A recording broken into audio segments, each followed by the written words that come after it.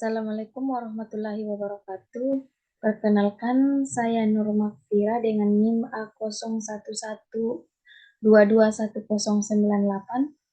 akan mempresentasikan materi chapter 11 yaitu permintaan agregat 2. Penerapan model ISLM. Model ISLM adalah teori umum permintaan agregat untuk barang dan jasa. Variabel eksogen dalam model adalah kebijakan fiskal, kebijakan moneter, dan tingkat harga. Model tersebut menjelaskan dua variabel endogen, tingkat bunga dan tingkat pendapatan nasional. Bagaimana kebijakan fiskal menggeser kurva IS dan mengubah equilibrium jangka pendek? Perubahan kebijakan fiskal atau pembelian pemerintah dan pajak mengubah equilibrium jangka pendek perekonomian. Perubahan dalam kebijakan fiskal mempengaruhi pengeluaran yang direncanakan dan dengan demikian menggeser kurva IS.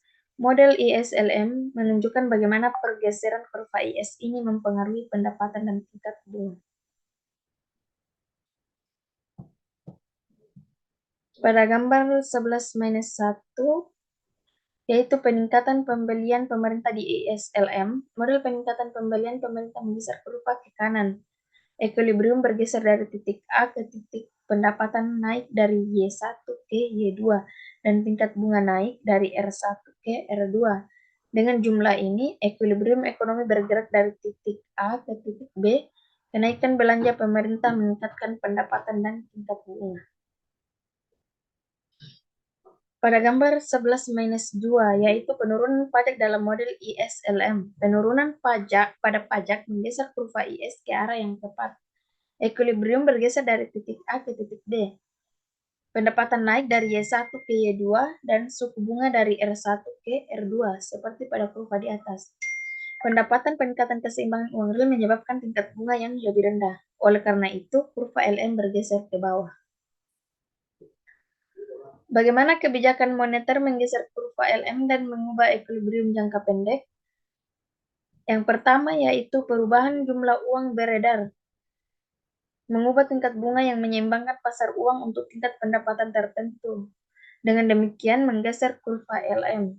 Model ISLM menunjukkan bagaimana pergeseran kurva LM mempengaruhi pendapatan dan tingkat bunga.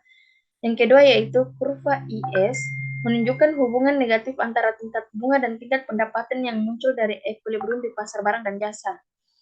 Kurva LM mewakili hubungan positif antara tingkat bunga dan tingkat pendapatan yang muncul dari keseimbangan di pasar untuk keseimbangan uang real. Kemudian yang ketiga yaitu equilibrium dalam model ISLM. Persimpangan kurva IS dan LM mewakili keseimbangan simultan di pasar barang dan jasa dan di pasar keseimbangan uang real. Adapun gambar 11-3, penjelasannya yaitu perubahan jumlah uang beredar mengubah tingkat bunga yang menyeimbangkan pasar uang untuk tingkat pendapatan tertentu. Dengan demikian, menggeser kurva LM. Model ISLM menunjukkan bagaimana pergeseran kurva LM mempengaruhi pendapatan dan tingkat bunga. Pertimbangkan peningkatan jumlah uang beredar. Peningkatan menyebabkan peningkatan keseimbangan uang real karena tingkat harga atau dengan simbol P adalah tetap dalam jangka pendek. Teori preferensi likuiditas menunjukkan bahwa untuk setiap tingkat tertentu pendapatan, peningkatan keseimbangan uang real menyebabkan tingkat bunga yang lebih rendah. Oleh karena itu, kurva LM bergeser ke bawah, seperti pada gambar 11-3. Equilibrium bergerak dari titik A ke titik B. Kenaikan jumlah uang beredar menurunkan tingkat bunga dan menaikkan tingkat pendapatan. Adapun kurva permintaan agregat. Kurva permintaan agregat merangkum hasil dari ISLM model dengan menunjukkan pendapatan equilibrium pada setiap tingkat harga tertentu. Kurva permintaan agregat miring ke bawah karena tingkat harga yang lebih rendah meningkatkan keseimbangan uang real dan menurunkan tingkat bunga, merangsang pengeluaran investasi dan dengan demikian meningkatkan pendapatan equilibrium. Pada gambar 11-5, di gambar pertama yaitu model ISLM, dan pada gambar kedua yaitu kurva permintaan agregat. Penjelasannya yaitu untuk setiap jumlah uang beredar dengan simbol M, tingkat harga dengan simbol P yang lebih tinggi mengurangi penawaran keseimbangan uang real dengan simbol MP. Penawaran keseimbangan uang real yang lebih rendah menggeser kurva LM ke atas, yang menaikkan tingkat bunga ekuilibrium dan menurunkan tingkat pendapatan ekuilibrium seperti ditunjukkan pada panel A tadi. Di sini tingkat harga naik dari P1 ke P2 dan pendapatan turun dari Y1 ke Y2.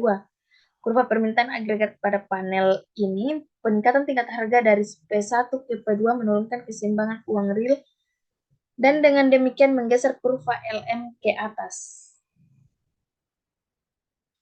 Pergeseran kurva LM menurunkan pendapatan dari Y1 ke Y2. Dan kemudian pada panel B, yaitu hubungan negatif antara pendapatan nasional dan tingkat harga. Dengan kata lain, kurva permintaan agregat menunjukkan kumpulan titik equilibrium yang muncul dalam model ISLM. Saat kita memvariasikan tingkat harga dan melihat apa yang terjadi pada pendapatan. Panel ini menunjukkan kurva permintaan agregat yang merangkum hubungan antara tingkat harga dan pendapatan ini semakin tinggi. Dan pendapatan semakin tinggi tingkat harga, maka semakin rendah tingkat pendapatan. Pada gambar 11-7, yaitu gambar pertama model ISLM dan gambar kedua yaitu model permintaan agregat dan penawaran agregat. Penjelasannya yaitu model ISLM dirancang untuk menjelaskan perekonomian dalam jangka pendek ketika tingkat harga tetap. Namun, sekarang kita telah melihat bagaimana perubahan tingkat harga mempengaruhi equilibrium dalam model ISLM. Kita juga dapat menggunakan model tersebut untuk menggambarkan perekonomian dalam jangka panjang ketika tingkat harga disesuaikan untuk memastikan bahwa perekonomian berproduksi pada tingkat alaminya. Dengan menggunakan model ISLM untuk menggambarkan jangka panjang, kita dapat menunjukkan dengan jelas bagaimana model penentuan pendapatan Keynesian berbeda dalam model klasik. Seperti pada panel A, menunjukkan 3 kurva yang diperlukan untuk memahami keseimbangan jangka pendek dan jangka panjang. Kurva IS, kurva LM, dan garis vertikal yang mewakili tingkat output alami. Kurva LM seperti biasa ditarik untuk tingkat harga tetap. Equilibrium ekonomi jangka pendek adalah pada titik K, di mana kurva IS memotong kurva LM. Perhatikan bahwa dalam equilibrium jangka pendek ini, pendapatan perekonomian lebih kecil daripada tingkat alaminya. Kemudian pada panel B dari gambar tersebut menunjukkan situasi yang sama dalam diagram penawaran agregat dan permintaan agregat. Pada tingkat harga P1, jumlah output yang diminta berada di bawah tingkat alami. Dengan kata lain, pada tingkat harga yang ada, permintaan barang dan jasa tidak mencukupi untuk mempertahankan produksi ekonomi pada potensinya. Selanjutnya, IS equation dan LM equation. Adapun rumus yang tertera pada PPT tersebut, yaitu persamaan IS menggambarkan equilibrium di pasar barang, dan LM persamaan menggambarkan keseimbangan di pasar uang. Kedua persamaan ini mengandung 3 variabel endogen, Y, P, dan R.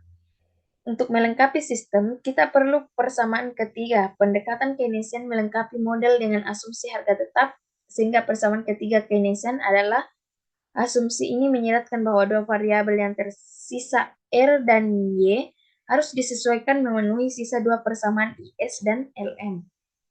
Pendekatan klasik selesai model dengan asumsi bahwa output mencapai tingkat alaminya, sehingga persamaan klasik ketiga adalah Y sama dengan Y aksen. Asumsi ini menyiratkan bahwa 2 variabel yang tersisa R dan P harus disesuaikan memenuhi sisa 2 persamaan IS dan LM. Dengan demikian, perbaikan pendekatan klasik output dan memungkinkan tingkat harga menyesuaikan untuk memenuhi kondisi equilibrium pasar barang dan uang. Sedangkan pendekatan Keynesian menetapkan tingkat harga dan membiarkan output bergerak untuk memenuhi kondisi equilibrium. Ada efek Pigo. Secara khusus, efek Pigo terkait dengan kebijakan fiskal yang digunakan untuk mengatasi tingkat pengangguran yang tinggi dalam perekonomian.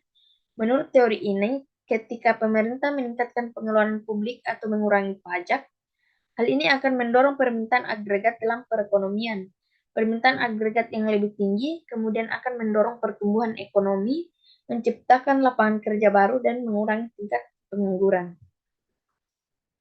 Ada juga debt deflation theory